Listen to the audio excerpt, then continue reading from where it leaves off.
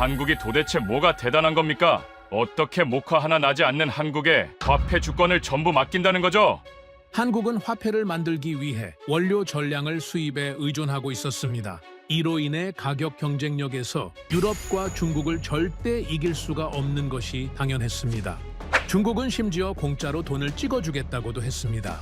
하지만 전 세계 나라들은 비싼 돈을 주면서까지 한국에 화폐 주권을 싹 다 넘긴 것이었는데요. 바로 메이드 인 코리아 단 한 줄 때문이었죠. 종이 한 장에 숨겨져 있는 한국 첨단 과학 기술 12가지. 이 기술이 위조 지폐 87%를 바로 감식이 가능했기에 전 세계 위조범들을 절망에 빠지게 만들었습니다. 한국 지폐 한 장 더 가지려다 싹 다 감옥에 들어가게 생겼기 때문이었죠. 하지만 놀라운 점은 따로 있었습니다. 이 한국의 기술이 전 세계 여권에까지 퍼지게 되자 판도가 완전히 뒤집힌 것이었는데요. 어떻게 목화 하나 나지 않는 한국이 화폐뿐만이 아닌 전 세계 공항에서도 없어선 안 될 존재가 된 것이었을까요? 이야기를 시작하기 앞서 사연 속의 제작에 힘이 되는 구독과 좋아요 부탁드립니다. 한국을 응원하신다면 대한민국 화이팅! 이라고 아래 댓글로 남겨주세요. 그날도 평범한 아침이었습니다. 뉴욕 맨해튼의 연방준비은행 건물, 제 사무실에는 늘 그랬듯 각종 보고서가 쌓여 있었죠. 하지만 그날 아침 제 책상 위에 놓인 빨간 봉투는 달랐습니다. 극비 문서였습니다. 봉투를 뜯는 순간 저는 숨이 멎는 것 같았습니다. 최근 6개월간 위조 달러 적발량이 전년 대비 340% 급증했다는 내용이었습니다. 340%라는 수치는 단순한 증가가 아니었습니다. 이것은 시스템 전체가 무너지고 있다는 신호였습니다. 더 충격적인 건 위조 기술의 수준이었습니다. 보고서에 첨부된 샘플 사진들을 보면서 저는 등골이 오싹해졌습니다.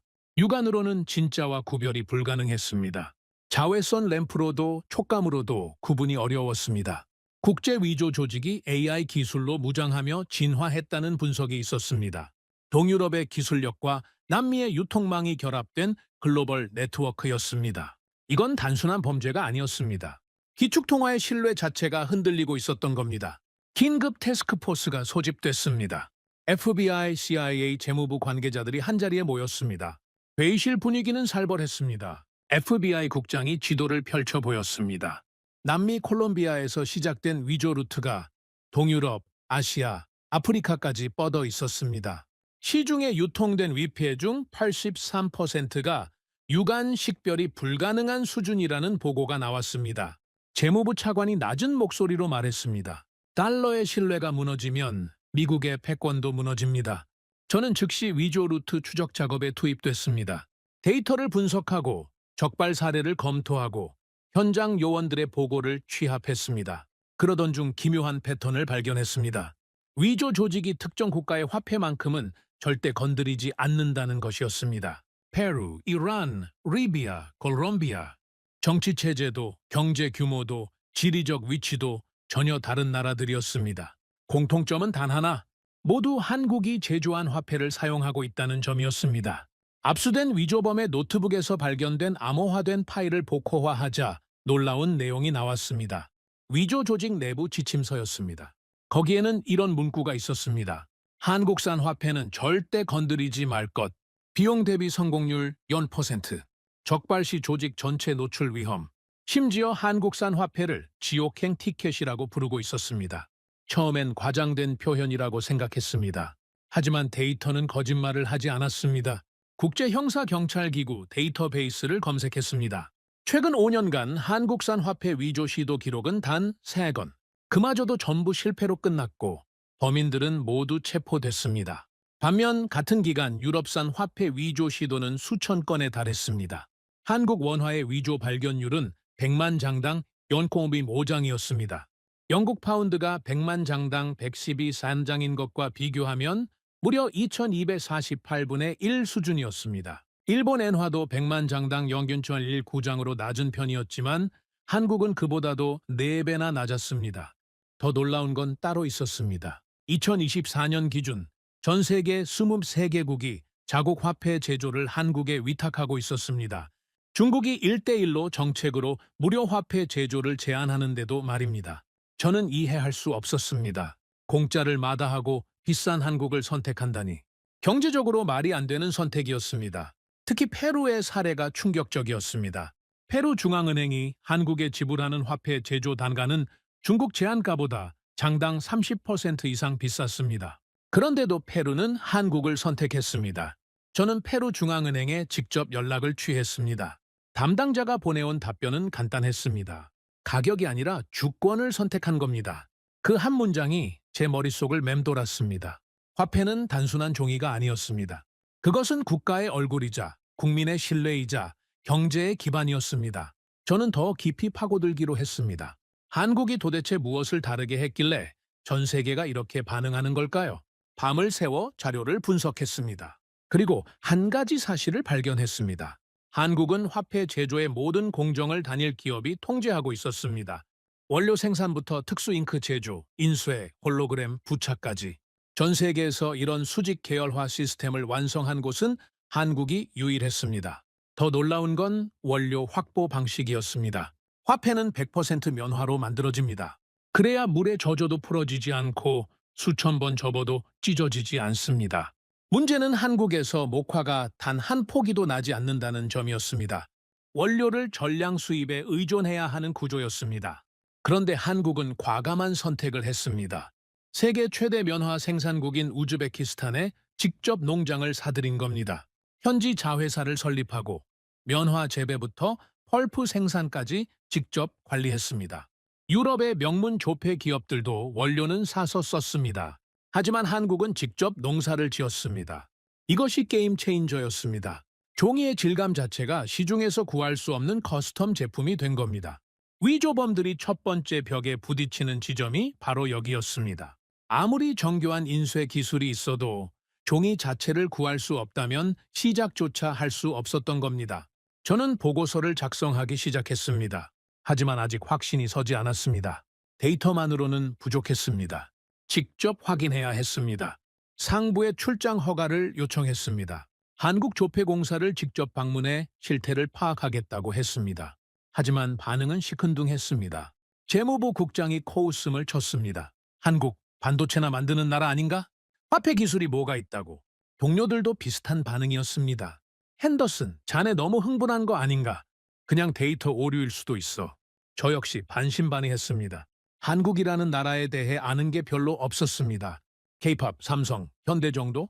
화폐 제조 강국이라는 이미지는 전혀 없었습니다.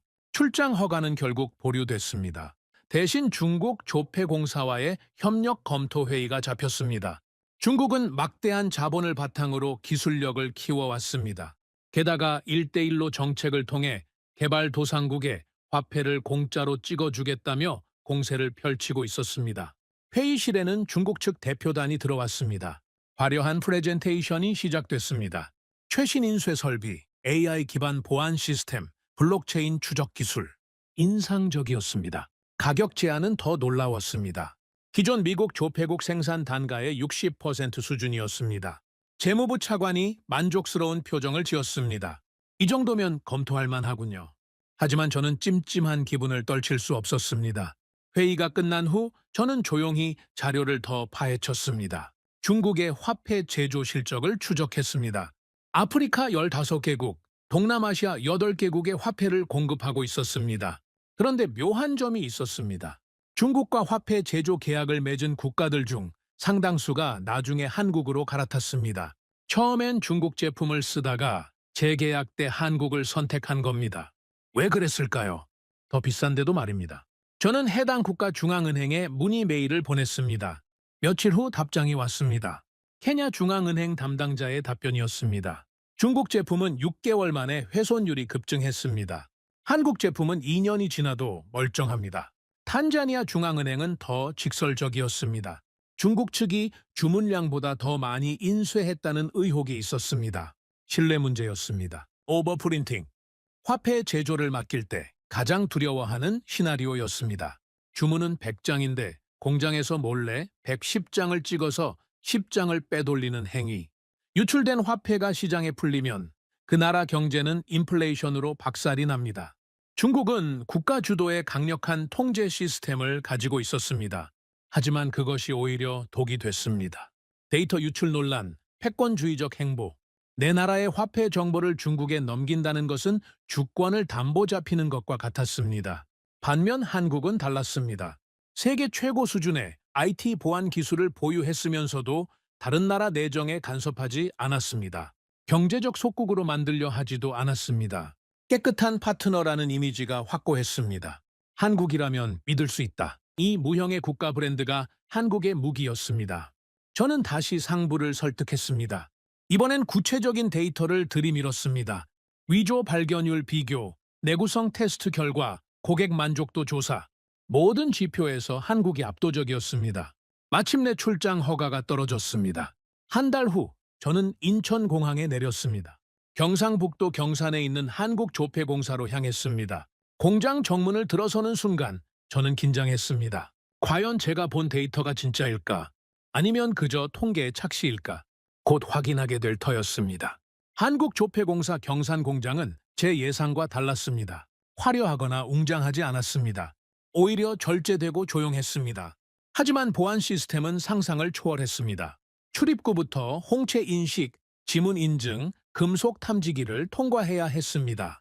휴대폰은 당연히 반납이었습니다. 안내를 맡은 연구원 김 박사가 저를 맞이했습니다. 40대 중반쯤 되어 보이는 차분한 인상의 남성이었습니다. 먼 길 오시느라 수고하셨습니다. 핸더슨 감사관님. 그는 저를 테스트 시설로 안내했습니다. 복도를 지나며 김 박사가 설명했습니다. 저희는 화폐를 단순한 종이가 아니라 보안 문서로 봅니다. 실험실 문이 열렸습니다. 그곳에는 각종 테스트 장비들이 빼곡했습니다. 김 박사가 투명 케이스에서 샘플을 꺼내 보였습니다. 이건 페루용 누에보솔 화폐 프로토타입입니다. 실제 유통 전 거친 테스트를 보여드리겠습니다. 첫 번째는 포구 시뮬레이터였습니다. 거대한 기계 안에 샘플을 넣었습니다. 스위치를 누르자 엄청난 물줄기가 쏟아졌습니다. 시간당 300mm, 열대우림 수준의 폭우였습니다. 6시간 동안 계속됐습니다. 저는 숨을 죽이고 지켜봤습니다. 테스트가 끝나고 샘플을 꺼냈습니다. 놀랍게도 멀쩡했습니다. 인쇄도 선명했고 종이도 형태를 유지했습니다. 김 박사가 비교군을 보여줬습니다. 유럽산 화폐 샘플이었습니다. 같은 테스트를 거친 후 상태를 확인했습니다. 잉크가 번져 있었고 종이가 부풀어 올라 있었습니다. 습기 저항성에서 저희가 앞섭니다. 두 번째는 사막 내구성 테스트였습니다. 섭씨 55도, 습도 8% 환경을 조성한 챔버였습니다. 중동 지역의 극한 조건을 재현한 것이었습니다. 72시간 동안 샘플을 노출시켰습니다. 결과는 또다시 충격적이었습니다. 한국산 샘플은 평평함을 유지했습니다.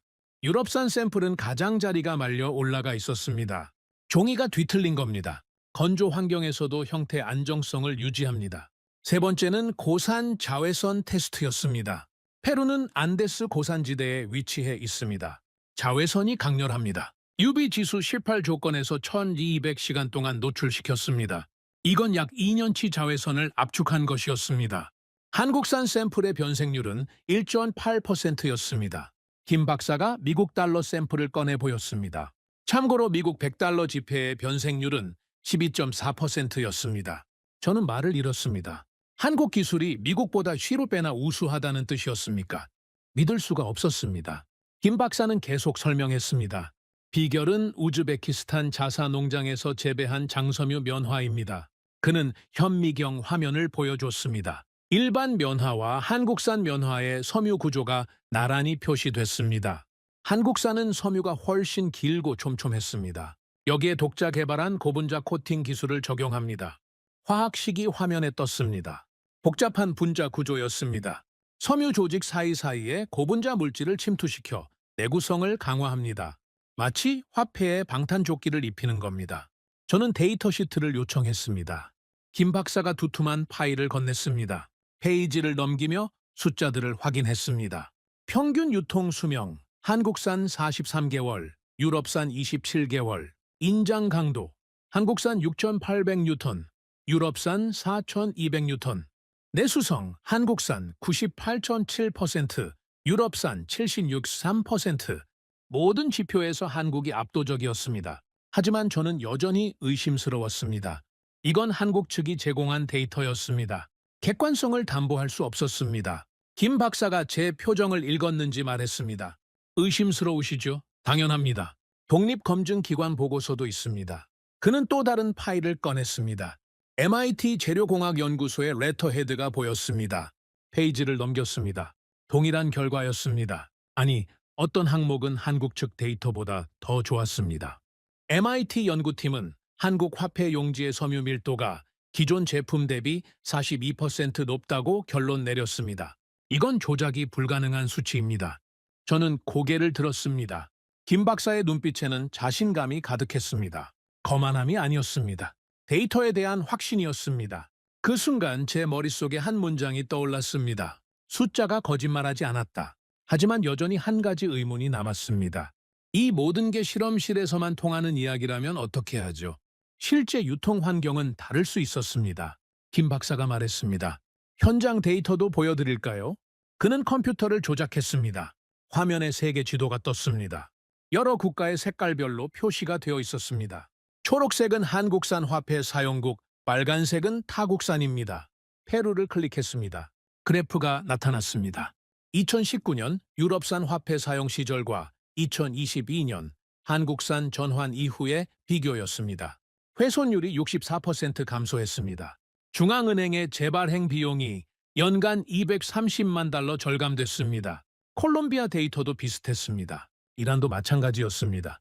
모든 국가에서 동일한 패턴이 나타났습니다. 한국산 화폐로 전환한 후 내구성이 증가하고 위조 시도가 급감했습니다. 특히 위조 발견율 데이터가 압권이었습니다. 페루의 경우 한국산 화폐 도입 후 위조 발견율이 100만 장당 0.02장으로 떨어졌습니다. 영국 파운드의 5,620분의 1 수준이었습니다. 저는 숨이 막혔습니다. 이건 단순히 종이를 잘 만드는 수준이 아니었습니다. 화폐 보안의 패러다임 자체를 바꾼 겁니다. 김 박사가 마지막 카드를 꺼냈습니다. 가장 중요한 테스트를 보여드리겠습니다. 그는 저를 별도의 밀폐된 공간으로 안내했습니다. 위조 방지 실험실이었습니다. 저희는 실제 위조범들의 기술 수준을 파악하기 위해 전직 위조범을 컨설턴트로 고용합니다. 놀라운 발상이었습니다. 적을 이기려면 적을 알아야 한다는 원칙이었습니다. 화면에 실험 기록이 재생됐습니다. 전직 위조범 3명에게 각국 화폐 샘플을 주고 1개월간 복제하라고 한 실험이었습니다. 독일 제품은 19일 만에 유관 구별이 불가능한 위조품이 나왔습니다. 중국 제품은 22일 만에 성공했습니다. 한국 제품은요? 30일이 지나도 실패했습니다. 한 위조범이 카메라를 향해 말했습니다. 종이 재질 자체가 시장에 없습니다. 잉크 배합도 특이하고 홀로그램은 아예 복제가 불가능합니다. 또 다른 위조범이 덧붙였습니다. 이걸 만들려면 비용이 액면가의 80배는 들 겁니다. 경제성이 전혀 없어요. 김 박사가 설명했습니다. 이게 바로 위조범들이 한국산을 지옥행 티켓이라고 부르는 이유입니다. 저는 완전히 압도당했습니다. 이건 데이터의 승리였습니다. 과학의 승리였습니다. 그리고 한국 기술의 승리였습니다. 하지만 저는 쉽게 믿을 수 없었습니다. 22년간 감사관으로 일하며 배운 게 있었습니다. 너무 완벽한 데이터는 의심하라는 것. 공장을 나서며 저는 김 박사에게 물었습니다. 이 모든 데이터를 독립적으로 재검증할 수 있을까요? 김 박사는 주저없이 대답했습니다. 물론입니다. 원하시는 기관에 샘플을 보내셔도 됩니다. 귀국 후 저는 즉시 움직였습니다. 미국 국립표준기술연구소에 의뢰했습니다. 한국산, 유럽산, 중국산 화폐 샘플을 블라인드 테스트로 평가해달라고 요청했습니다. 어느 것이 어느 나라 제품인지 알려주지 않았습니다. 순수하게 성능만으로 평가받도록 했습니다. 3주 후 결과가 나왔습니다. 샘플 A가 모든 항목에서 1위였습니다. 샘플 A는 한국산이었습니다. 내구성, 위조 방지, 환경 저항성 모든 부문에서 압도적이었습니다. 보고서 말미에 연구 책임자의 코멘트가 있었습니다. 샘플 A의 기술 수준은 현재 미국 달러를 상회합니다. 특히 고분자 코팅 기술과 섬유 구조는 타의 추종을 불허합니다. 저는 보고서를 책상에 내려놓고 한숨을 쉬었습니다. 의심은 완전히 사라졌습니다. 하지만 새로운 감정이 밀려왔습니다. 충격이었습니다. 미국이 세계 기축통화 지위를 유지하는 이유 중 하나가 달러의 위조 방지 기술이었습니다. 그런데 한국이 이미 그 수준을 넘어섰다는 겁니까? 더 충격적인 건 따로 있었습니다. 저는 추가 조사를 진행했습니다. 한국조폐공사의 기술 개발 히스토리를 추적했습니다. 2010년 우즈베키스탄 면화 농장 인수, 2013년 고분자 코팅 기술 특허 출원, 2016년 스마트폰 기반 진위 확인 기술 개발, 2019년 IC칩 내장 여권 운영체제 자체 개발, 모든 핵심 기술을 독자적으로 개발했습니다. 유럽 기업들이 수백 년간 축적한 노하우를 한국은 단 15년 만에 따라잡고 추월했습니다. 어떻게 이게 가능했을까요? 저는 한국조폐공사의 연구개발 투자 비율을 확인했습니다. 매출 대비 98%. 유럽 조폐 기업들의 평균이 7%인 것과 비교하면 2.5배 이상이었습니다. 한국은 생존을 위해 연구개발에 올인했던 겁니다. 캐시리스 사회로 전환되며 국내 화폐 수요가 급감했습니다. 살아남으려면 해외로 나갈 수밖에 없었습니다. 해외 시장은 이미 유럽 기업들이 장악하고 있었습니다. 가격 경쟁력도 없었습니다. 브랜드 파워도 없었습니다. 유일한 길은 기술로 승부하는 것이었습니다. 절박함이 혁신을 낳았습니다. 저는 동료 감사관 마이클에게 전화를 걸었습니다. 자네 믿겠나? 한국이 우리보다 앞서 있어. 마이클은 비웃었습니다. 핸더슨, 자네 한국한테 매수당한 거 아냐? 말도 안 되는 소리 하지 말게. 저는 데이터를 이메일로 보냈습니다.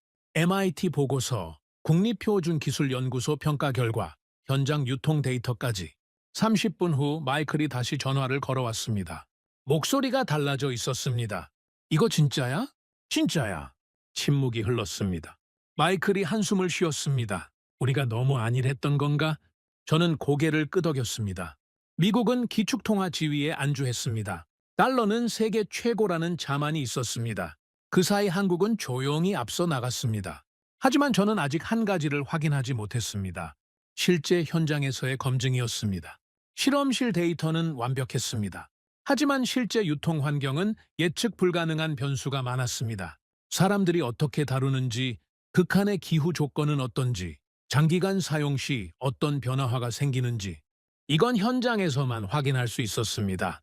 마침 기회가 왔습니다. 남미 콜롬비아 중앙은행이 화폐 제조사 선정을 위한 공개 경쟁을 연다는 소식이었습니다. 5개국이 참가했습니다. 한국, 중국, 독일, 영국, 스위스. 저는 참관 요청을 했습니다. 콜롬비아 중앙은행이 승인했습니다. 한 달 후 저는 보고타행 비행기에 올랐습니다. 남미의 뜨거운 태양 아래서 진실이 드러날 터였습니다. 과연 한국 기술이 실전에서도 통할까요? 아니면 실험실에서만 빛나는 허상일까요? 곧 확인하게 될 것입니다. 보고타는 뜨거웠습니다. 적도에 가까운 콜롬비아의 수도는 해발 1600m 고산지대에 위치해 있었습니다. 공기는 희박했고 자외선은 강렬했습니다. 바로 이런 극한 환경이 화폐에게는 최악의 조건이었습니다. 콜롬비아 중앙은행 본관 지하에 마련된 테스트 시설은 압도적이었습니다. 각국 대표단이 도착했습니다. 독일 기세케 엔데브리엔트 팀은 10명이 넘었습니다. 수백 년 전통의 자부심이 느껴졌습니다. 영국 델라루 팀도 화려한 프레젠테이션 장비를 가져왔습니다. 스위스 팀은 과묵했지만 눈빛에 자신감이 가득했습니다. 중국 팀은 가장 규모가 컸습니다. 20명이 넘는 인원의 각종 샘플과 장비를 가득 실어왔습니다. 그들의 부스에는 1대1로 프로젝트 홍보 배너까지 걸려 있었습니다. 반면 한국 팀은 5명뿐이었습니다. 김 박사와 기술진 4명. 샘플 케이스도 다른 팀에 비해 작았습니다. 솔직히 말하면 겉보기엔 초라해 보였습니다. 콜롬비아 중앙은행 총재 카를로스 메디나가 개회사를 했습니다. 우리는 가장 혹독한 환경에서도 견디는 화폐가 필요합니다. 그의 목소리는 단호했습니다. 콜롬비아는 아마존 우림부터 안데스 산맥, 카리브 해안까지 다양한 기후를 가지고 있습니다. 우리 화폐는 이 모든 환경을 이겨내야 합니다. 테스트 조건이 공개됐습니다. 첫째, 아마존 우림 환경 재현. 습도 95%, 온도 35도 24시간 폭우 노출. 둘째, 안데스 고산 환경. 자외선 지수 15, 온도 영하 5도에서 영상 30도 급변 72시간. 셋째, 카리브 해안 환경. 염분 농도 3.5%, 고온다습 48시간. 넷째, 물리적 내구성. 1만 번 접기, 세탁기 50회 돌리기, 표면 마찰 1만 회. 다섯째, 위조 방지 실증. 전직 위조범 3명에게 2주간 복제 시도 기회 제공. 마지막 조건이 발표됐을 때 장내가 술렁였습니다. 실제 위조범을 동원한다는 게 파격적이었습니다. 하지만 콜롬비아의 절박함을 보여주는 조치였습니다. 난민은 위조 화폐의 온상이었습니다. 국민들의 신뢰를 회복하려면 확실한 증거가 필요했습니다. 첫 번째 테스트가 시작됐습니다. 아마존 우림 환경 시뮬레이터였습니다. 각국 샘플이 투명 챔버 안에 들어갔습니다. 습도가 올라가기 시작했습니다. 70, 80, 90, 95%. 공기가 물처럼 느껴질 정도였습니다. 그리고 폭우가 쏟아지기 시작했습니다. 시간당 300mm, 실제 열대우림의 스코를 재현한 것이었습니다. 물줄기가 샘플들을 강타했습니다. 24시간이 지났습니다. 챔버 문이 열렸습니다. 평가위원들이 샘플을 하나씩 꺼냈습니다. 독일 샘플부터 확인했습니다. 종이가 약간 부풀어 올라 있었습니다. 인쇄는 선명했지만 가장자리가 살짝 물결 모양으로 변형됐습니다. 영국 샘플은 더 심했습니다. 홀로그램 부분에서 미세한 박리 현상이 관찰됐습니다. 스위스 샘플은 양호했습니다. 형태는 유지됐지만 색상이 약간 바랜 것처럼 보였습니다. 중국 샘플을 꺼냈을 때 장내가 웅성거렸습니다. 잉크가 번져 있었습니다. 특히 세밀한 문양 부분이 뭉개져 있었습니다. 중국 팀장의 얼굴이 굳었습니다. 마지막으로 한국 샘플이 나왔습니다. 평가위원이 샘플을 들어 올렸습니다. 눈을 가늘게 뜨고 자세히 살폈습니다. 그리고 고개를 갸우뚱했습니다. 이건 변화가 거의 없는데요. 다른 위원들이 모여들었습니다. 샘플을 돌려가며 확인했습니다. 종이는 평평했고 인쇄는 선명했으며 홀로그램도 완벽했습니다. 마치 테스트를 거치지 않은 것처럼 보였습니다. 메디나 총재가 직접 샘플을 만져봤습니다. 그의 눈썹이 올라갔습니다. 놀랍군요. 두 번째 테스트는 더 가혹했습니다. 안데스 고산 환경이었습니다. 챔버 안의 온도가 영하 5도로 떨어졌습니다. 자외선 램프가 최고 강도로 켜졌습니다. 12시간 후 온도가 급상승했습니다. 영상 30도까지 올라갔습니다. 이런 극단적 온도 변화가 72시간 동안 반복됐습니다. 실제로 안데스 산맥의 일교차는 극심했습니다. 낮에는 뜨겁고 밤에는 얼어붙었습니다. 화폐가 이런 환경을 견뎌내지 못하면 금방 훼손됐습니다. 테스트가 끝났습니다. 독일 샘플의 홀로그램이 손상돼 있었습니다. 온도 변화로 인한 수축과 팽창을 견디지 못한 겁니다. 영국 샘플은 변색이 심각했습니다. 원래 녹색이었던 부분이 황록색으로 바뀌어 있었습니다. 스위스 샘플도 가장자리가 갈라져 있었습니다. 중국 샘플은 아예 형태가 뒤틀려 있었습니다. 종이가 물결 모양으로 변형됐습니다. 한국 샘플은 또다시 멀쩡했습니다. 약간의 변색도 없었고 형태 변형도 없었으며 홀로그램도 완벽했습니다. 평가위원 중 한 명이 말했습니다. 이건 대체 무슨 종이로 만든 겁니까? 김 박사가 차분하게 답했습니다. 장섬유 면화에 고분자 코팅을 적용했습니다. 섬유 구조가 온도 변화에 강합니다. 세 번째 카리브 해안 환경 테스트도 마찬가지였습니다. 염분과 습기에 노출된 샘플들 중 한국 제품만이 온전했습니다. 네 번째 물리적 내구성 테스트에서 결정타가 나왔습니다. 기계가 샘플을 1만 번 접었다 폈습니다. 독일 샘플은 7,800번째에 찢어졌습니다. 영국 샘플은 6,200번째에 구멍이 났습니다. 중국 샘플은 4,500번에 손상됐습니다. 스위스 샘플은 9,800번까지 버텼습니다. 한국 샘플은요? 1만 번을 모두 통과했습니다. 그것도 손상 없이. 세탁기 테스트는 더 충격적이었습니다. 일반 세탁기에 샘플과 옷가지를 함께 넣고 50회 돌렸습니다. 실제로 사람들이 주머니에 돈을 넣고 세탁하는 사고가 빈번했습니다. 독일 샘플은 5회 만에 인쇄가 번졌습니다. 영국은 8회, 중국은 3회, 스위스가 가장 선전해서 15회까지 버텼습니다. 한국 샘플은 50회를 모두 통과했습니다. 꺼내서 확인했을 때 참석자 전원이 탄성을 질렀습니다. 인쇄가 거의 그대로였습니다. 약간 구겨진 흔적은 있었지만 내용을 알아보는 데는 전혀 문제가 없었습니다. 메디나 총재가 샘플을 햇빛에 비춰봤습니다. 투명 보안선이 그대로 보였습니다. 홀로그램도 각도에 따라 제대로 변했습니다. 이건 마법입니까? 김 박사가 웃으며 답했습니다. 과학입니다. 하지만 진짜 압권은 5번째 테스트였습니다. 위조 방지 실증이었습니다. 콜롬비아 정부가 특별 사면한 전직 위조범 3명이 등장했습니다. 그들은 한때 남미 최고의 기술자들이었습니다. 각자에게 5개국 샘플이 하나씩 주어졌습니다. 2주간 자유롭게 복제를 시도할 수 있었습니다. 필요한 장비와 재료는 제공됐습니다. 단, 완전히 격리된 공간에서 CCTV 감시해 진행됐습니다. 2주가 지났습니다. 결과 발표가 있었습니다. 첫 번째 위조범이 독일 샘플 복제품을 내놓았습니다. 평가위원들이 원본과 비교했습니다. 육안으로는 거의 구별이 안 됐습니다. 자외선 램프로 비춰보니 차이가 보였지만 일반인이 구별하기는 어려웠습니다. 9일 걸렸습니다. 두 번째 위조범은 영국 샘플을 복제했습니다. 역시 상당한 수준이었습니다. 11일 걸렸습니다. 홀로그램이 까다로웠어요. 세 번째 위조범은 중국 샘플을 선택했습니다. 7일이면 충분했습니다. 잉크 배합만 맞추면 됐어요. 스위스 샘플은 첫 번째 위조범이 도전했습니다. 13일 걸렸습니다. 수준이 높았지만 불가능하진 않았습니다. 그리고 한국 샘플. 3명 모두 시도했지만 모두 실패했습니다.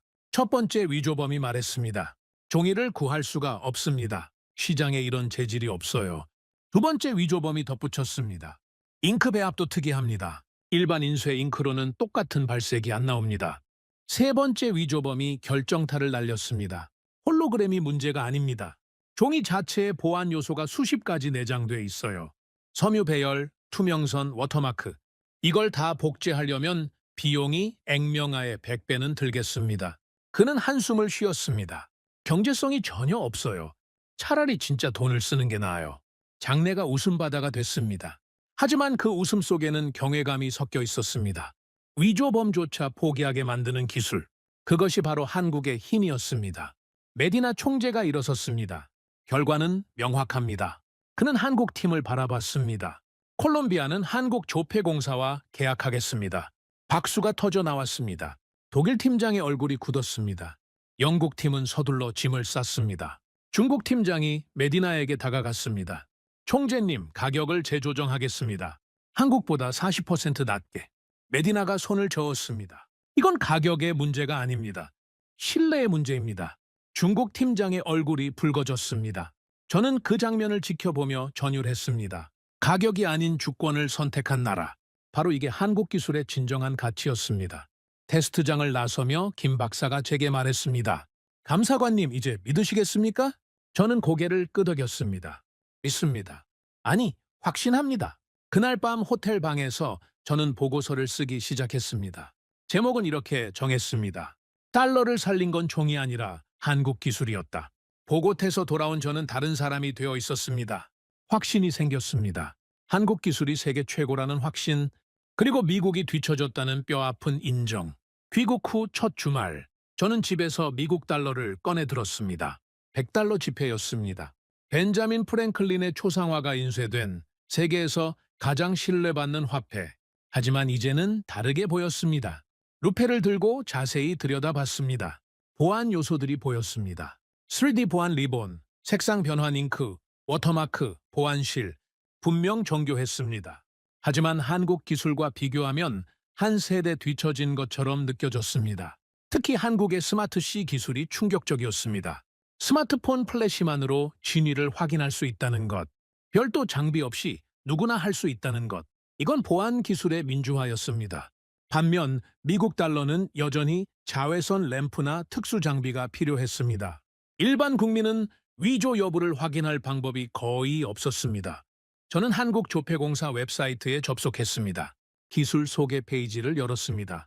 12가지 핵심 보안 기술이 나열돼 있었습니다.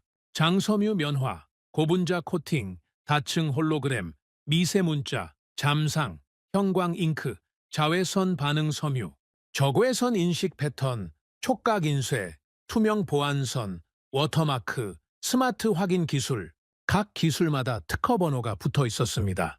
모두 한국이 독자 개발한 것들이었습니다. 저는 미국 조폐국 기술 명세서를 꺼내 비교했습니다. 겹치는 기술은 절반도 안 됐습니다. 특히 고분자 코팅과 스마트 확인 기술은 미국에 없었습니다. 충격적인 건 개발 시기였습니다. 한국은 2013년부터 고분자 코팅을 연구했습니다. 2016년에 상용화했습니다. 미국은 2022년에야 유사 기술 연구를 시작했습니다. 6년이나 뒤처진 겁니다. 스마트 확인 기술은 더 심각했습니다. 한국은 2018년에 특허를 냈습니다. 미국은 아직도 연구 단계였습니다. 8년 차이였습니다. 저는 자료를 더 파헤쳤습니다. 한국 조폐공사의 여권 제조 기술도 충격적이었습니다. 여권 표지 안에 내장되는 IC칩의 운영체제를 자체 개발했습니다. 이게 얼마나 대단한 건지 아십니까? 대부분의 나라는 여권 IC칩 운영체제를 외국에서 사옵니다. 독일이나 프랑스 제품을 씁니다. 하지만 한국은 직접 만들었습니다. 이게 왜 중요할까요? 운영체제는 여권의 두뇌입니다. 개인정보를 암호화하고 위조를 차단하고 국제표준에 맞춰 데이터를 송수신합니다. 이걸 자체 개발했다는 건 완전한 기술 주권을 확보했다는 뜻입니다. 반면 미국 여권은 어떨까요? 저는 국토안보부 내부 문서를 확인했습니다. 미국 여권의 IC칩 운영체제는 네덜란드 업체 제품이었습니다. 물론 미국 사양에 맞춰 커스터마이징 됐지만 핵심 기술은 외국 것이었습니다. 한국이 미국보다 앞선 영역이 또 있었습니다. 블록체인 기반 디지털 신분증 시스템이었습니다. 한국은 2020년부터 모바일 운전 면허증을 시범 운영했습니다. 블록체인으로 위변조가 원천 차단됐습니다. 2024년에는 전 국민에게 확대됐습니다. 미국은요? 아직도 플라스틱 카드를 쓰고 있었습니다. 디지털 신분증 논의는 있었지만 주별로 시스템이 달라 통일이 안 됐습니다. 연방 차원의 통합 시스템은 아직 기획 단계였습니다. 저는 한숨을 쉬었습니다. 미국이 잠자는 사이 한국은 달렸습니다. 하지만 가장 충격적인 건 따로 있었습니다. 내구성 데이터였습니다. 국제결제은행 자료를 확인했습니다. 주요국 화폐의 평균 유통 수명 통계였습니다. 미국 100달러 지폐 평균 22.9개월, 유로 50유로 지폐 평균 24.3개월, 영국 20파운드 지폐 평균 21.8개월, 일본 1만엔 지폐 평균 31.7개월, 한국이 제조한 페루 누에보솔 평균 43.2개월, 한국이 제조한 콜롬비아 페소 평균 41.8개월, 한국 원화 5만 원권 평균 48.5개월, 한국 제품들이 압도적이었습니다. 미국 달러의 2배 이상 오래갔습니다. 이게 무슨 의미일까요? 중앙은행 입장에서 화폐 제조 비용이 절반으로 줄어든다는 뜻입니다. 훼손된 화폐를 회수하고 새로 찍는 비용이 대폭 감소합니다. 경제적으로 엄청난 이득이었습니다. 저는 계산기를 두드렸습니다. 미국이 한국 기술을 도입하면 연간 절감할 수 있는 비용을 추산했습니다. 연방준비제도가 매년 화폐 제조에 쓰는 예산은 약 8억 달러. 내구성이 2배 늘면 절반으로 줄어듭니다. 연간 4억 달러 절감. 10년이면 40억 달러였습니다. 하지만 돈보다 중요한 게 있었습니다. 신뢰였습니다. 위조 방지 능력이 압도적으로 높아지면 달러에 대한 신뢰가 더욱 공고해집니다. 기축통화 지위가 강화되는 겁니다. 이건 돈으로 환산할 수 없는 가치였습니다. 저는 보고서를 작성하기 시작했습니다. 제목, 한국 화폐 기술 도입의 필요성과 기대 효과. 서론부터 명확하게 적었습니다. 한국 조폐공사의 기술 수준은 현재 미국을 상회한다. 데이터를 빼곡하게 채워 넣었습니다.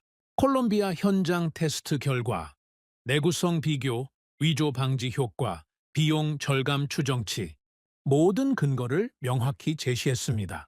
결론은 단호했습니다. 미국은 즉시 한국과 기술 협력 협정을 체결해야 한다. 100달러 신권에 한국의 고분자 코팅 기술과 스마트 확인 기술을 적용할 것을 권고한다.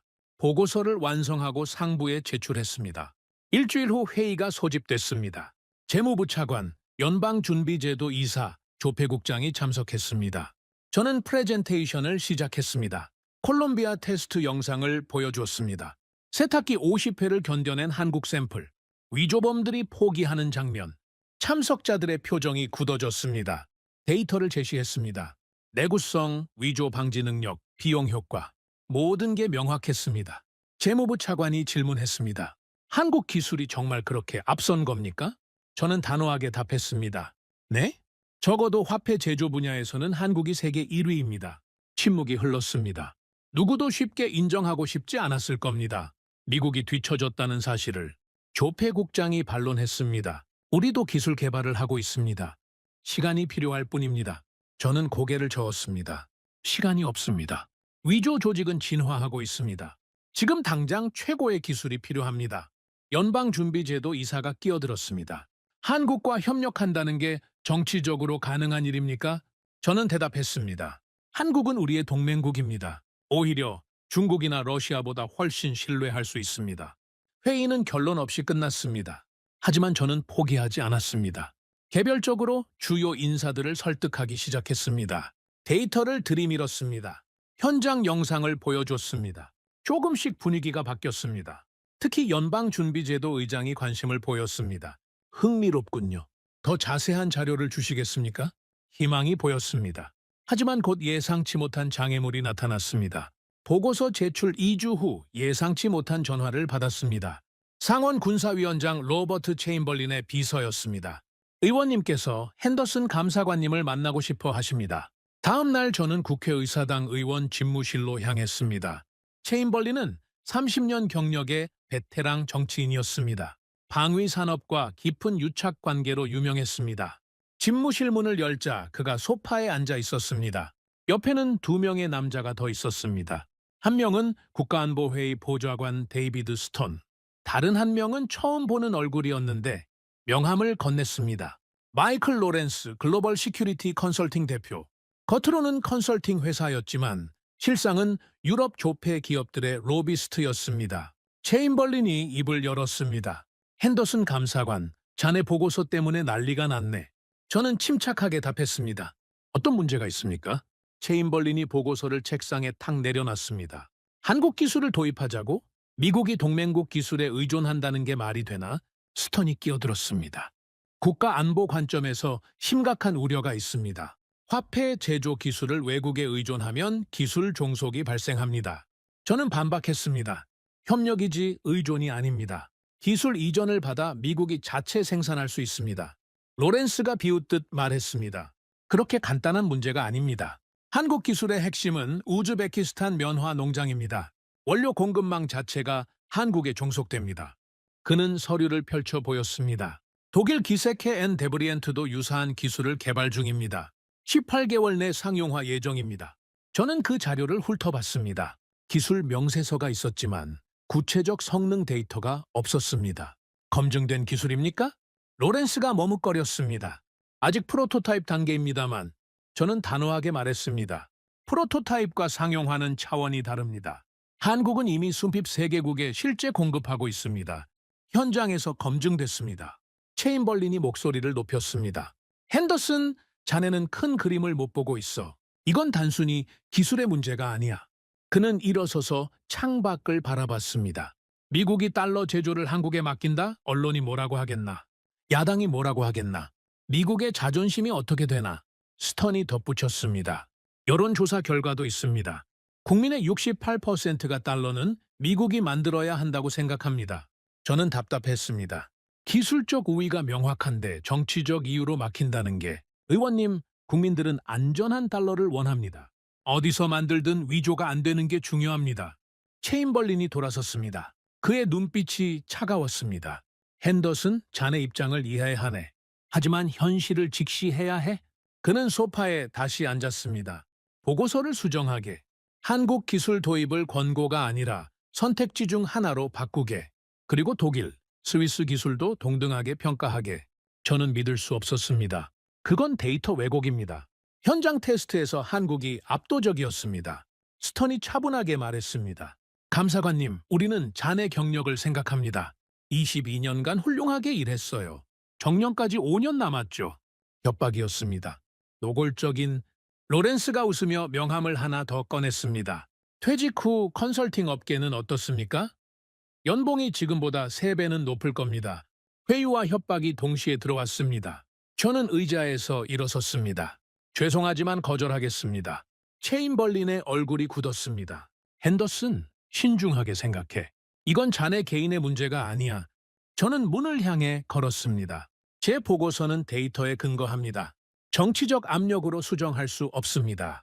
뒤에서 체인벌린의 목소리가 들렸습니다. 후회할 거야, 핸더슨. 사무실로 돌아오는 길, 저는 손이 떨렸습니다. 분노인지 두려움인지 알 수 없었습니다. 하지만 한 가지는 확실했습니다. 물러설 수 없다는 것. 사무실에 도착하자 동료 감사관 마이클이 기다리고 있었습니다. 그의 표정이 어두웠습니다. 핸더슨, 소문 들었어. 체인벌린이 자네를 압박한다며? 저는 고개를 끄덕였습니다. 마이클이 한숨을 쉬었습니다. 자네 입장은 이해해. 하지만 현실적으로 생각해봐. 상원 군사위원장과 맞서서 이길 수 있겠어? 저는 창밖을 바라봤습니다. 이기고 지는 게 중요한 게 아닙니다. 진실을 밝히는 게 중요합니다. 마이클이 어깨에 손을 올렸습니다. 자네 가족은 생각했어. 딸이 내년에 대학 가잖아. 저는 알고 있었습니다. 제가 밀리면 승진은 물 건너갑니다. 하다못해 좌천될 수도 있었습니다. 하지만 거울 속 제 얼굴을 볼 수 있어야 했습니다. 마이클, 우리가 왜 이 일을 하죠? 마이클이 대답했습니다. 달러를 지키기 위해서지. 저는 고개를 끄덕였습니다. 맞아요. 달러를 지키려면 최고의 기술이 필요합니다. 그게 한국 기술입니다. 그날 밤 집으로 돌아와 아내에게 상황을 설명했습니다.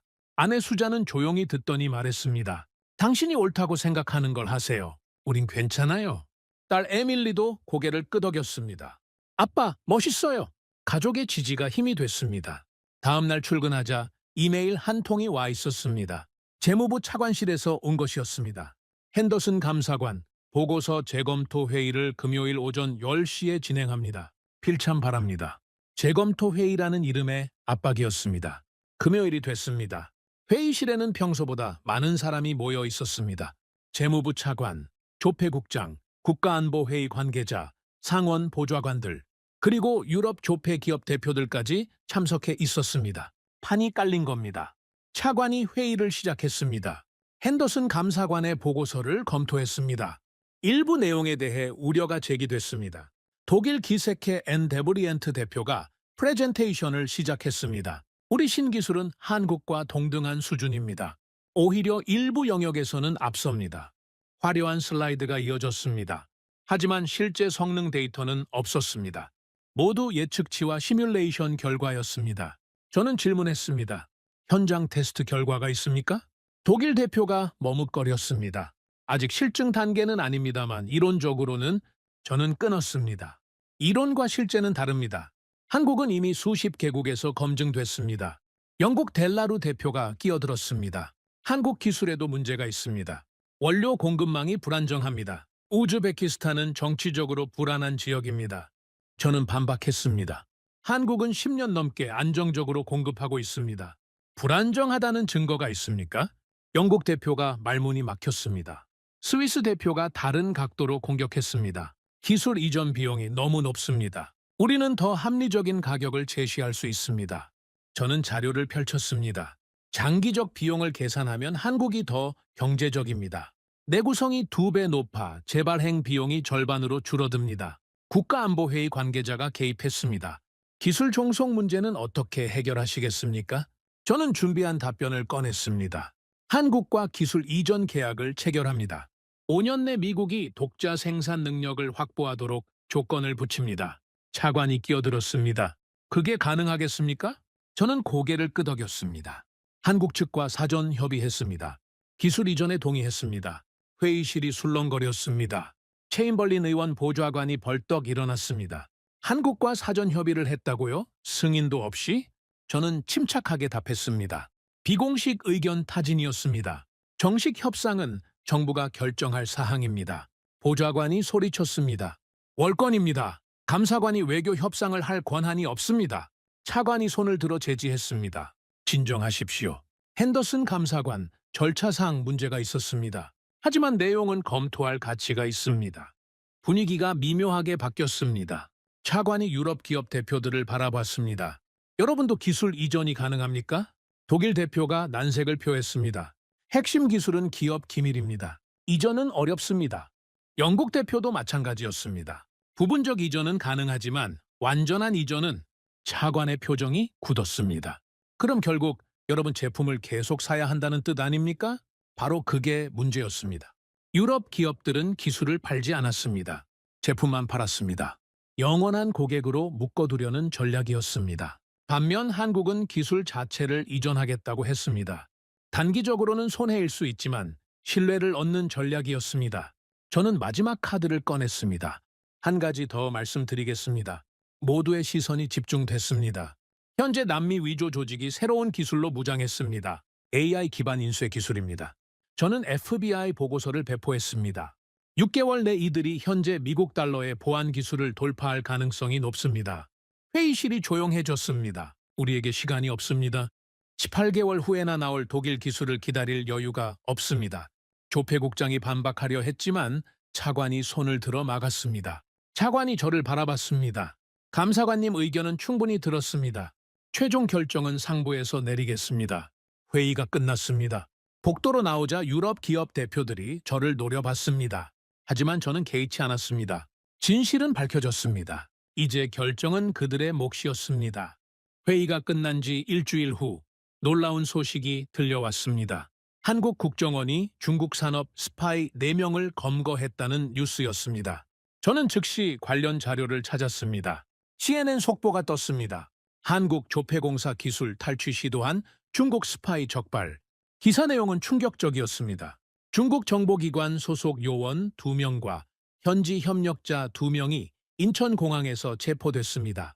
그들이 노린 건 한국 조폐공사의 핵심 기술이었습니다. 고분자 코팅 화학식, 홀로그램 제조 공정도, 우즈베키스탄 면화 가공 기술, 한국 조폐 기술의 심장부였습니다. 저는 더 깊이 파고들었습니다. 한국 측 발표 자료를 입수했습니다. 중국의 작전은 치밀했습니다. 6개월 전부터 계획됐습니다. 먼저 한국 조폐공사 협력업체에 접근했습니다. 특수잉크 제조사의 직원을 포섭했습니다. 월급의 10배에 달하는 금액을 제시했습니다. 그 직원을 통해 내부 정보를 수집했습니다. 하지만 핵심 기술은 물리적으로 분리된 폐쇄망에 있었습니다. 외부 접근이 불가능했습니다. 그래서 중국은 다른 방법을 썼습니다. 조폐공사 연구원을 직접 포섭하려 했습니다. 중국계 기업이 가짜 헤드헌팅을 가장해 접근했습니다. 연봉 5배, 임원직 보장. 하지만 그 연구원은 즉시 보안팀에 신고했습니다. 한국 국정원과 조폐공사는 이미 알고 있었습니다. 중국의 움직임을 오히려 역이용하기로 했습니다. 가짜 정보를 흘렸습니다. 그럴듯하지만 핵심이 빠진 기술 문서를 중국 스파이들은 그것이 진짜인 줄 알고 빼냈습니다.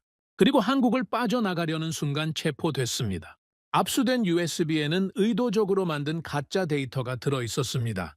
한국 당국이 공개한 CCTV 영상을 봤습니다. 인천공항 출국장에서 중국인 2명이 수갑을 차고 연행되는 장면이었습니다. 그들의 표정은 믿을 수 없다는 듯했습니다. 한국 국정원은 기자회견을 열었습니다.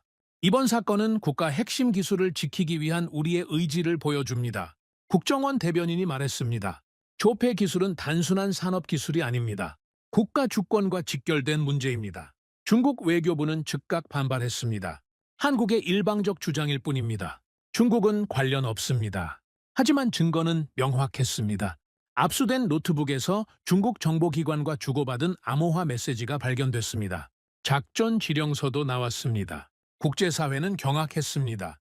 미국 국무부가 성명을 발표했습니다. 산업 스파이 행위를 강력히 규탄한다. 동맹국 한국을 지지한다. 유럽연합도 비슷한 입장을 냈습니다.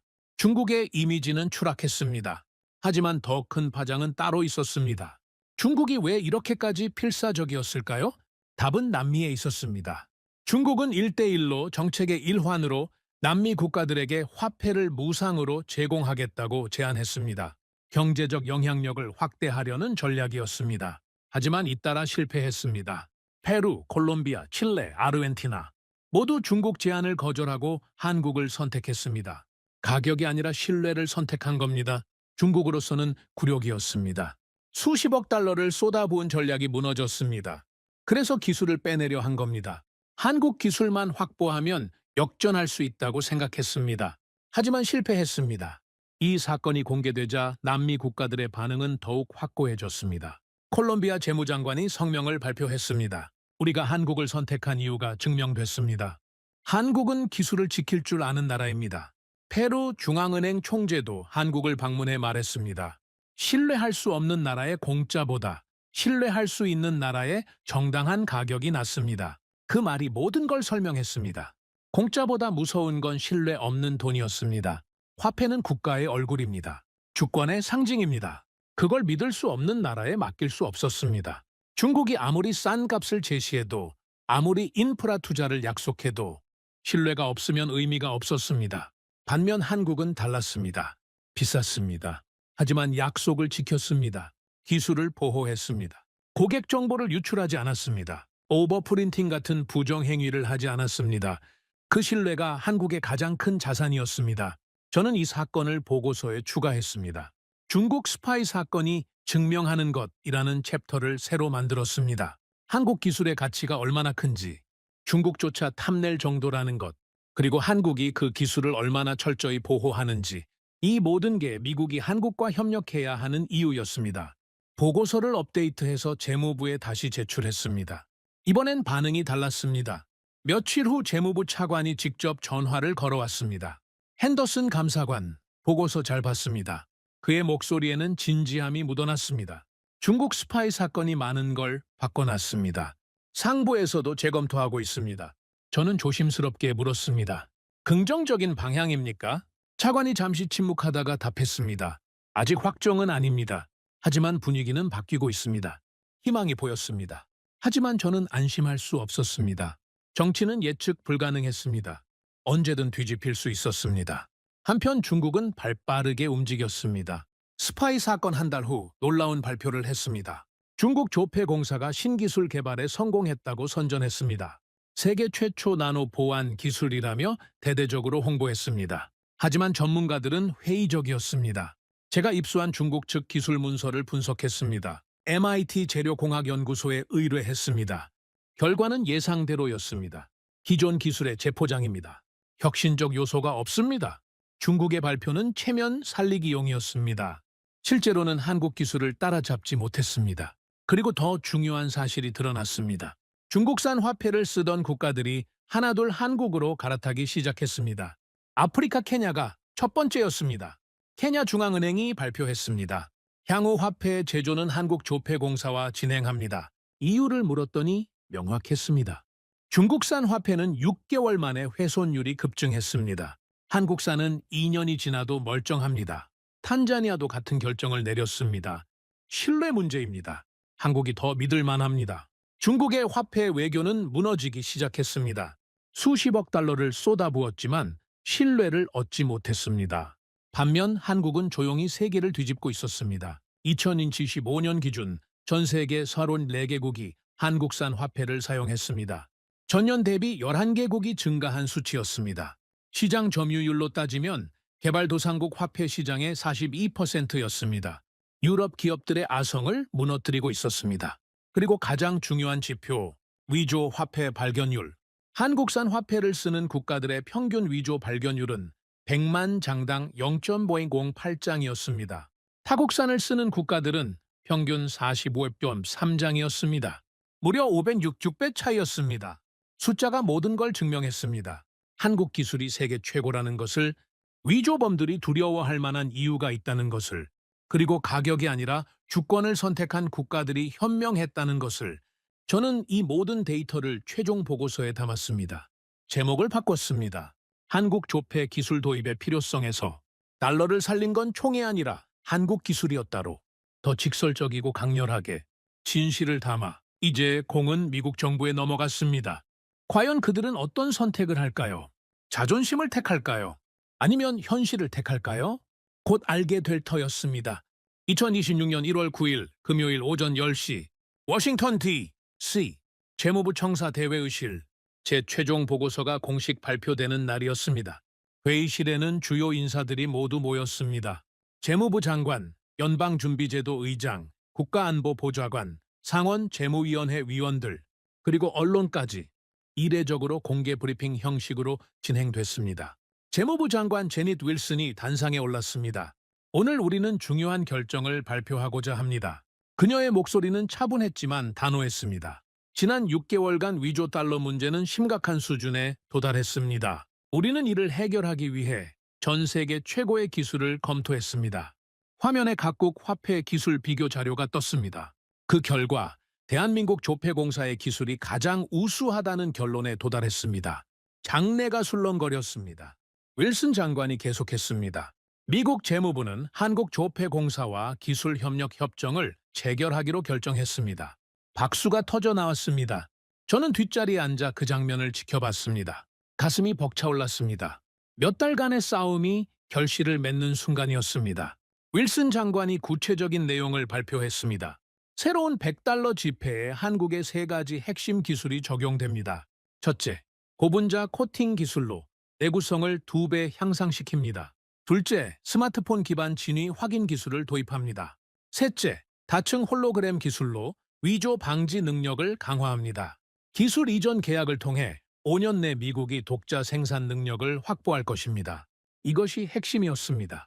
단순히 한국 제품을 사는 게 아니라 기술을 배우는 겁니다. 질의응답 시간이 시작됐습니다. 한 기자가 손을 들었습니다. 미국이 외국 기술에 의존한다는 비판에 대해서는 어떻게 생각하십니까? 윌슨 장관이 명확하게 답했습니다. 의존이 아니라 협력입니다. 한국은 우리의 오랜 동맹국입니다. 함께 발전하는 것이 양국 모두에게 이익입니다. 다른 기자가 물었습니다. 중국은 더 저렴한 가격을 제시했다고 들었는데 왜 한국을 선택했습니까? 윌슨 장관이 잠시 생각하더니 답했습니다. 가격만으로는 화폐의 가치를 측정할 수 없습니다. 신뢰, 안정성, 장기적 파트너십이 더 중요합니다. 그녀가 덧붙였습니다. 한국은 기술을 지킬 줄 압니다. 최근 중국 스파이 사건에서 봤듯이 철저한 보안 체계를 갖추고 있습니다. 바로 그것이었습니다. 신뢰, 돈으로 살 수 없는 가치. 브리핑이 끝난 후 저는 복도에서 연방준비제도 의장 토머스 해리슨을 만났습니다. 그가 악수를 청했습니다. 핸더슨 감사관, 수고 많았습니다. 자네가 없었다면 이 결정은 나오지 못했을 겁니다. 저는 겸손하게 답했습니다. 저는 데이터를 제시했을 뿐입니다. 결정은 여러분이 하신 겁니다. 해리슨 의장이 웃었습니다. 자네 보고서는 단순한 데이터가 아니었어. 확신이었지. 그 확신이 우리를 움직였네. 그날 저녁 뉴스는 이 소식으로 도배됐습니다. CNN, MBC, 폭스 모두 톱뉴스로 다뤘습니다. 미국 한국 화폐 기술 도입 결정, 달러 보안 강화 위해 한국과 손잡아, 동맹의 힘 미한 기술 협력 새 장 열다. 반응은 엇갈렸습니다. 일부는 환영했습니다. 현명한 결정이다. 최고의 기술을 쓰는 게 당연하다. 일부는 비판했습니다. 미국의 자존심이 어디 갔나? 우리 기술로 해결해야 한다. 하지만 여론조사 결과는 명확했습니다. 국민의 61%가 이번 결정을 지지했습니다. 위조 달러가 줄어든다면 어디 기술이든 상관없다는 의견이 다수였습니다. 한국의 반응은 더 뜨거웠습니다. 서울 경산 조폐공사 앞에는 취재진이 몰려들었습니다. 한국 언론은 자랑스럽게 보도했습니다. 한국 기술, 달러 지킨다. 메이드 인 코리아, 세계 기축통화에 적용, 조폐 기술 강국 코리아, 미국이 인정, 김 박사에게 축하 메시지를 보냈습니다. 그가 답장을 보내왔습니다. 감사관님 덕분입니다. 당신의 용기가 이 결과를 만들었습니다. 저는 고개를 저었습니다. 제 용기가 아니라 데이터의 힘이었습니다. 진실의 힘이었습니다. 하지만 진짜 변화는 이제부터였습니다. 협정 체결 2주 후 첫 번째 기술 이전팀이 한국으로 출발했습니다. 미국 조폐국 기술자 12명이었습니다. 저도 그 팀에 합류했습니다. 3개월간 한국에서 기술을 배우게 됐습니다. 경산 공장에 도착한 첫날, 김 박사가 우리를 맞이했습니다. 환영합니다. 이제 우리는 파트너입니다. 그의 말에는 진심이 담겨 있었습니다. 경쟁자가 아니라 협력자로 대하는 태도. 그것이 한국의 강점이었습니다. 기술 이전 과정은 철저했습니다. 고분자 코팅의 화학식부터 홀로그램 제조 공정까지 숨김없이 모든 걸 가르쳐 줬습니다. 미국 기술자들은 놀라워했습니다. 이 정도로 공개해도 됩니까? 핵심 기밀 아닙니까? 김 박사가 답했습니다. 기술은 나누면 더 발전합니다. 우리가 감추면 여러분도 감출 겁니다. 신뢰는 그렇게 쌓는 게 아닙니다. 그 말이 인상적이었습니다. 신뢰는 기술보다 강했습니다. 한편 세계는 빠르게 변하고 있었습니다. 미국의 결정이 촉매제가 됐습니다. 유럽 국가들도 움직이기 시작했습니다. 프랑스 중앙은행이 한국 조폐공사와 접촉했습니다. 유로화 보안 강화를 위한 기술 자문을 요청합니다. 독일도 자존심을 내려놓았습니다. 공동 연구 개발을 제안합니다. 영국은 더 적극적이었습니다. 파운드 신권에 한국 기술을 적용하고 싶습니다. 한국 조폐공사는 선택적으로 협력했습니다. 무분별하게 확장하지 않았습니다. 신뢰할 수 있는 파트너와만 손잡았습니다. 그리고 가장 극적인 변화는 남미에서 일어났습니다. 미국의 결정 이후 남미 위조 조직의 대대적인 단속이 시작됐습니다. FBI, 인터폴, 남미 각국 경찰이 합동 작전을 펼쳤습니다. 코드명 클린 스위프. 6주간의 작전 끝에 놀라운 성과가 나왔습니다. 콜롬비아에서 대규모 위조 공장 3곳이 적발됐습니다. 브라질에서 위조 조직 간부 7명이 체포됐습니다. 아르헨티나에서 위조 장비 밀 매상들이 일망타진됐습니다. 가장 충격적인 건 페루 사건이었습니다. 한때 남미 최대 위조 조직을 이끌던 두목 미겔 산체스가 자수했습니다. 그는 경찰 조사에서 이렇게 진술했습니다.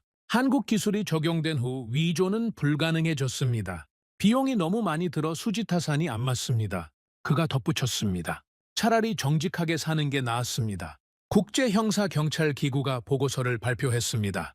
2026년 1분기 전 세계 위조 화폐 적발량 68% 감소, 주요 원인으로 3가지를 꼽았습니다. 첫째, 한국 보안 기술의 확산.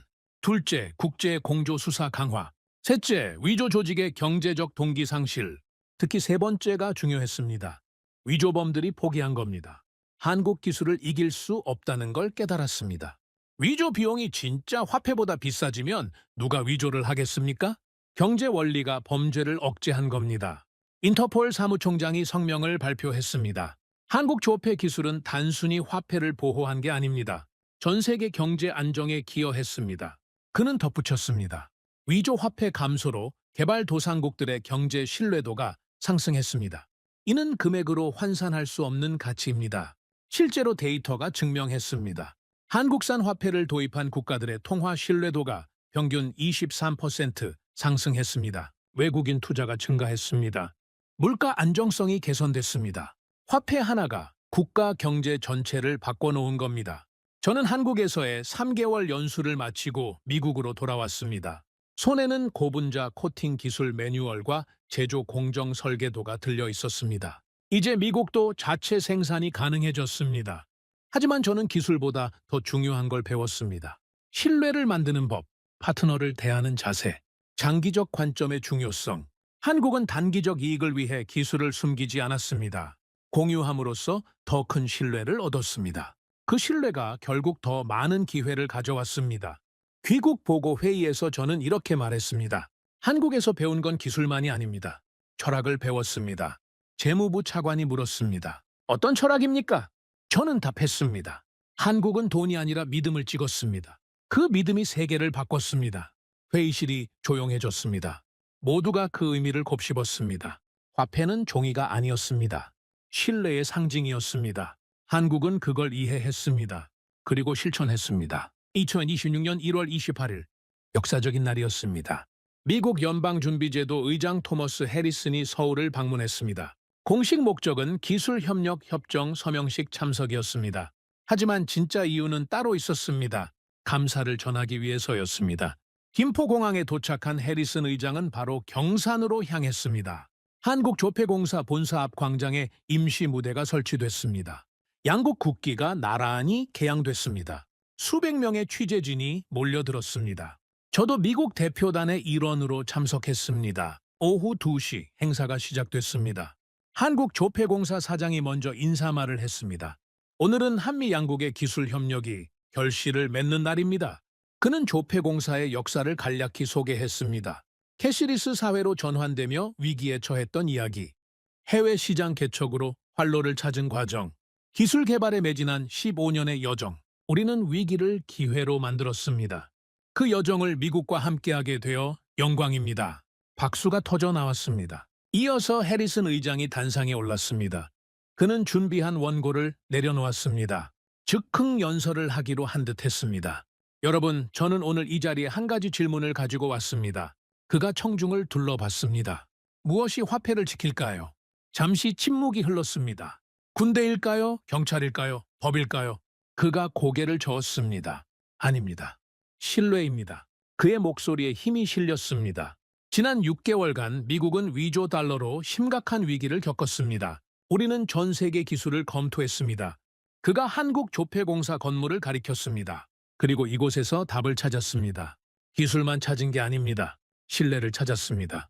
해리슨 의장이 계속했습니다. 한국은 목화 한 폭이 나지 않는 나라입니다. 원료를 전량 수입해야 하는 불리한 조건이었습니다. 그가 손을 들어 올렸습니다. 하지만 포기하지 않았습니다. 우즈베키스탄의 농장을 만들었습니다. 직접 원료를 재배했습니다. 청중이 웅성거렸습니다. 그 면화로 세계 최고의 화폐 용지를 만들었습니다.